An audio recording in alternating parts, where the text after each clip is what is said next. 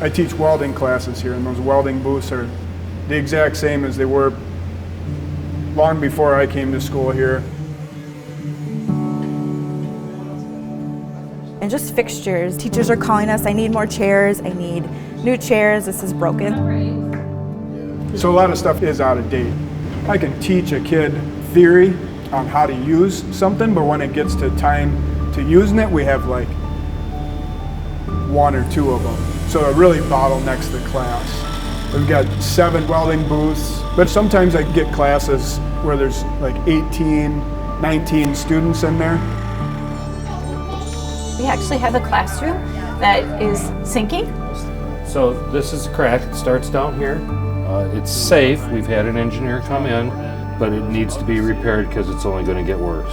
In the last 2-3 years, we have noticed a significant difference in the wall. It goes into the next kindergarten room, and then it goes over into a next kindergarten room.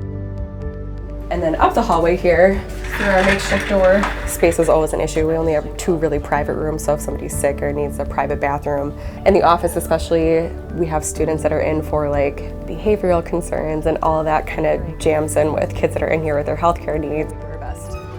And we have this physical barrier that I can kind of close to try to keep people out if I know I'm taking a private personal phone call or I'm meeting with somebody back here. But really, if somebody's in the hallway, they can hear everything that we're talking about.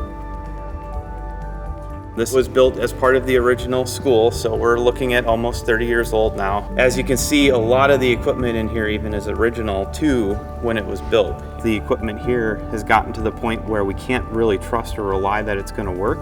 The entire industry in the last 10 to 15 years has completely shifted to LED lighting. And as a result of that, the school here has kind of been left behind. It's really a multi-function type of space. It's a classroom, it's large group, it's assemblies, it's all of those things.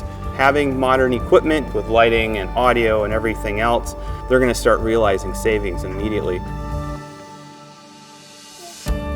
We have lost quality, strong staffing to other districts because of benefits that might be available to them or pay. You know, if we lose sections, that would mean classroom sizes elevate.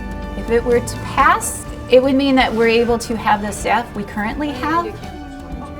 Our students deserve really good teachers, and we want our students to have really good teachers.